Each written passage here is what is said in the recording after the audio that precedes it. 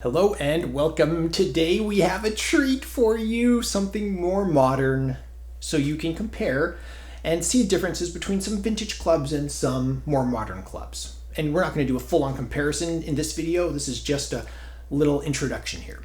So we have a 1979 Zebra design right here. 1979 is when Ram purchased the Zebra name, and you can see the Ram logo right here. So this is 1979 or later. Ram putter.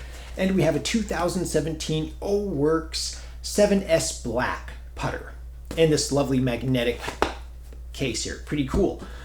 So first thought, the name. You know me, I don't like number. If Skynet named your putter, if a computer names a putter, right? It's just like, what model is this? Number 7. This is the 7 putter.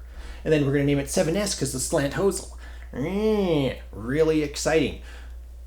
But there is one redeeming quality. Unlike the number 1, the number 2, the number 9, this has the number 7 on it. And for all of you Seinfeld fans out there, this guy right here, you'll remember a certain episode where George Costanza suggests as a baby name, 7. Just the number 7. So for me, this is my baby, and it's named 7, and I love it. It's just a fun name, 7. Mickey Mantle's number. Anyway, it's associated, not directly, with a fun comedy for me, that number. So I like the 7.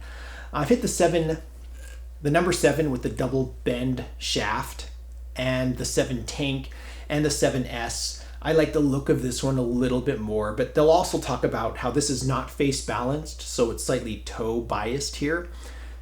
Does that matter? For some people, maybe a little bit. What percentage? I don't know. It might depend on the individual, how it feels. But for me, it's all about looks. Okay, I don't really care about the face balance.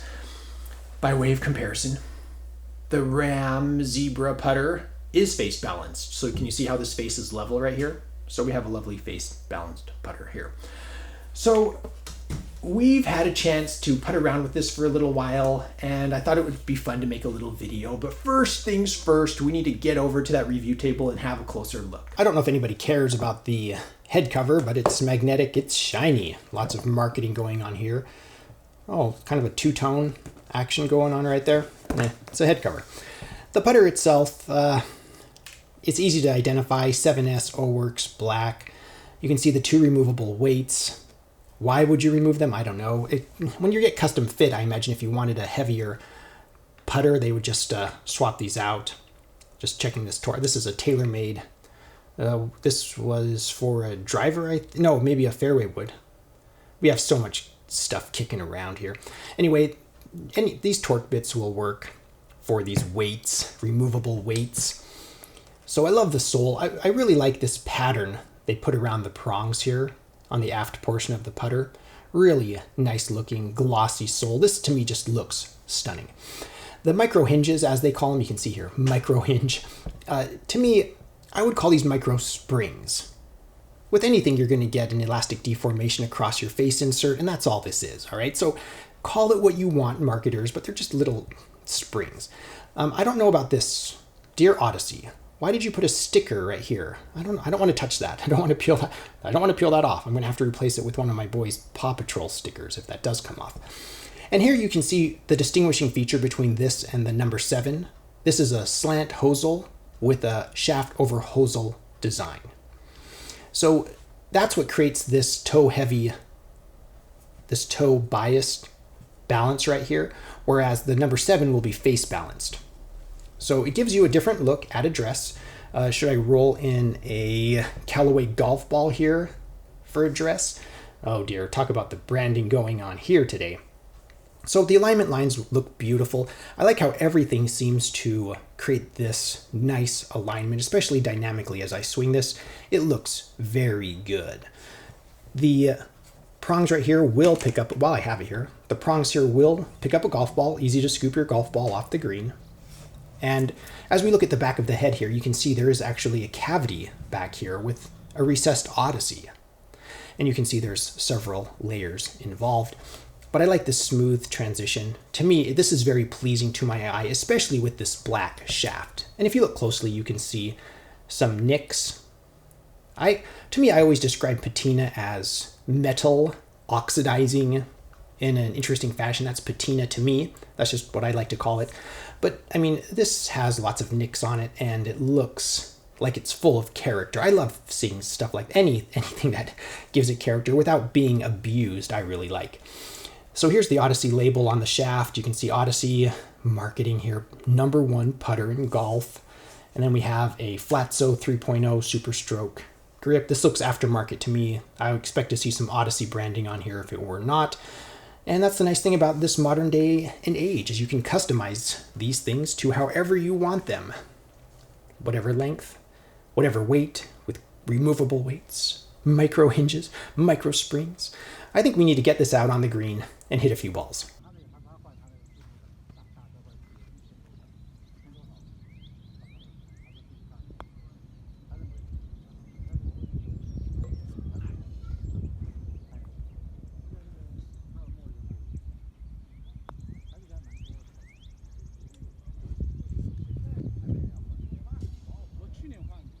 I'll meet you over there. Yeah.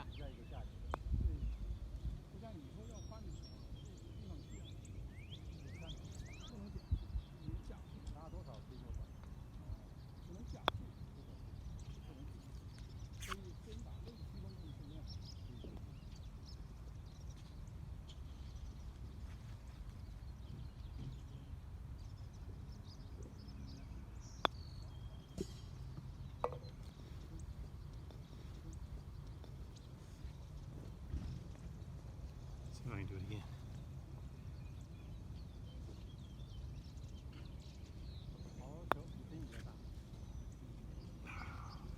So how far have we really come in the world?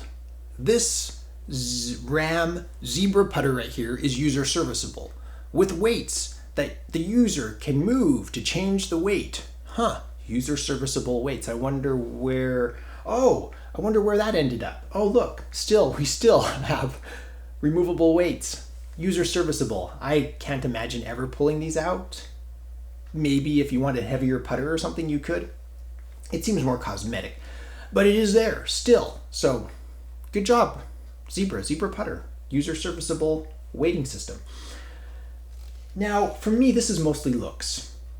And we should talk about looks. I mean, as far as feel goes, this to me feels very similar to my Odyssey White Hot 2-ball putter. The jury's not out, but I personally might like the 2-ball putter alignment system a little bit more than this. But this is strikingly beautiful. It is gorgeous to look at. Looking at everything, I like the Odyssey grips. This one is not branded Odyssey, but it's Super Stroke, and I think Super Stroke makes the Odyssey branded grips. The shaft, the black shaft, I love the black shaft. I just absolutely love it. The insert, people talk about feel and getting the ball rolling. That's not what I'm interested in here. I'm interested in the looks. To me, the metallic look of this is beautiful. It has this really nice pattern to it, almost like snake scales or something. It's hard to describe, but I really like the look of it. I like the look of metal, and I like the look of this insert. Does it, feel any better than my White Hot insert I have on my 2-ball putter? Jury's, like I said, not out on that. And the sole is striking. So, I mean, this is just beautiful to look at. Maybe if I were really nitpicking, I mentioned this sticker-looking logo right here. Would I prefer it if it were a stainless steel, milled, polished, shiny logo? Yeah. Would I pay $50 more for a putter with a stainless steel logo? No, probably not. $5 more? Yeah, I'd pay $5 more if that were stainless. So either way, very, very lovely to look at. Everything about this just screams quality. Very happy with this putter. And I'm interested to know your thoughts. My buddy hit this putter, and he was immediately struck by the looks of the head. Looked very modern, and he also had never hit a Flatso 3.0. So he mentioned that as well as something interesting about the putter. So for me, it all kind of depends on price and your personal feel and preference. Have you hit the 7, the 7S, the 7 tank? Do you like the micro hinge inserts? How does this look to you? Does this fancy your eye? Does this catch your eye as something interesting? The future looks bright and very modern and easy to align. But overall, it's just another mallet putter. So I'm interested to read your comments. I really hope you enjoy this content. If you do, you can subscribe with that subscribe button down below. And if you want to support the channel, you can visit my Amazon shop in the links in the description below. Thank you so much for watching. I am The Vintage Golfer.